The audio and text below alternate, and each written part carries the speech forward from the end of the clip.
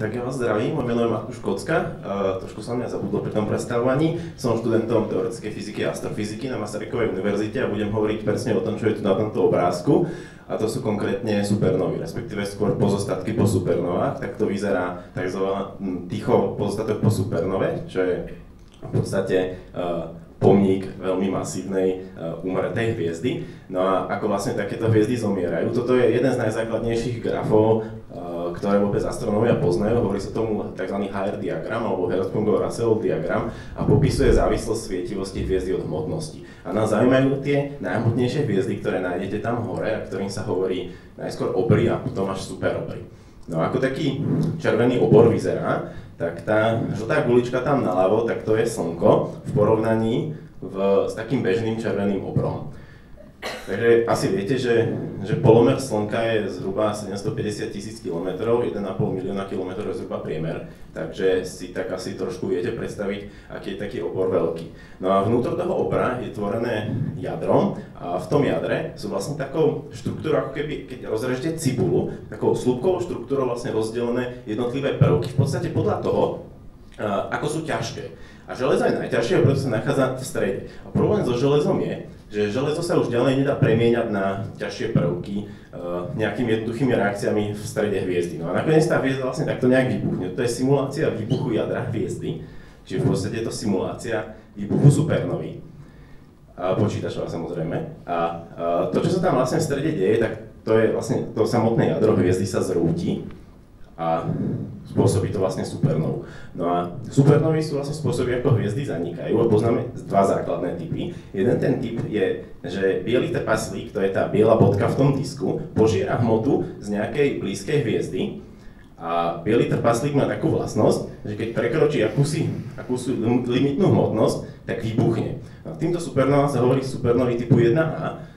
Pozorujem ich vo vesmíre pomerne často. Toto sú vlastne rôzne galaxie a každá tá jasná bodka v tej galaxii je supernova typu 1A, čo je mimochodom vynikajúci spôsob, ako určovať vzdialenosti vo vesmíre a tiež vynikajúci spôsob, ako dostať Nobelovú cenu za fyziku, pretože už za to boli udelené dve. No a tá druhá možnosť, ako supernovy vznikajú, je práve kolaps alebo výbuch masívnej hviezdy, to je supernovy typu 2. Tu je to tak veľmi názorne ukázané, že vlastne masívna hviezda spáli v podstate všetko svoje palivo v jadre, vznikne tam železné jadro, a ktoré sa v podstate ďalej zrúti a celé to vybuchne. No a to, čím sa zaoberám ja, tak to je až to, keď to vybuchne.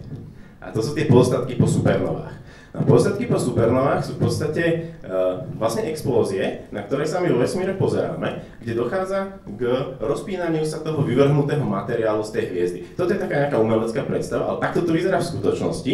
Toto je tzv. Cassiopeia A. Je to jeden z najznámejších tzv. Pozostatkov po supernove. No a ten materiál, ktorý tam svieti, tak on sa veľmi rýchlo rozpína. A okrem toho, že sa rozpína, tak ešte interaguje s materiálom, ktorý tam už v tom priestore bol, ktorý pochádza od hviezd a celé to rôzne svieti. Toto je ďalší taký zaujímavý objekt, v podstate jeden z tých najzaujímavejších na oblohe, tzv. Krabia hmlovina. A tiež je to pozostatok po supernove, ale v strede tej krabej hmlovine z tej supernovy zostala ešte neutrónová hviezda.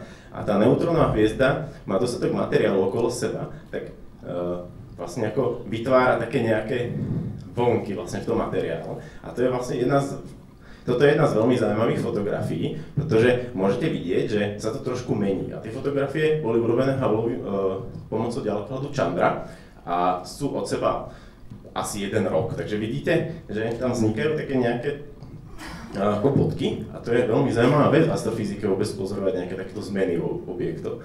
No a ako si ten výbuch predstaviť, alebo ako si ten pozostatok po supernove predstaviť, tak to je to tak jednoducho nakreslené. Kompaktný objekt, ktorý zostane z tej hviezdy, nejaký predný šok, ktorý sa rozpína, nejaký spätný šok, tzv. Reverse šok, ktorý sa odrazil a takto to nejako vyzerá v skutočnosti. To je jeden z tých pozostatkov po supernovách, ktorý je taký najkrajší, čo sa týka nejakého takého jednoduchého vzhľadu.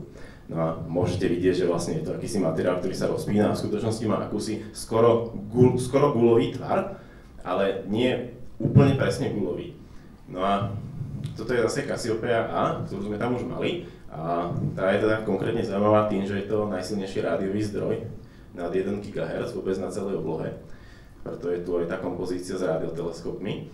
No a toto je obrázok v rádiovej oblasti, takže neviem, či je to úplne správne nazývať obrázkom. No a to je jeden z obrázkov nakoniec. Tieto objekty sú tak strašne zaujímavé, hlavne preto, že ich môžeme pozorovať cez celé spektrum, elektromagnetické spektrum. Od tých úplne najtvrdších fotónov, čo je vlastne ten rozmazaný obrázok, to je z ďalekohľadu Fermi, cez rentgenovú oblasť až po viditeľné spektrum.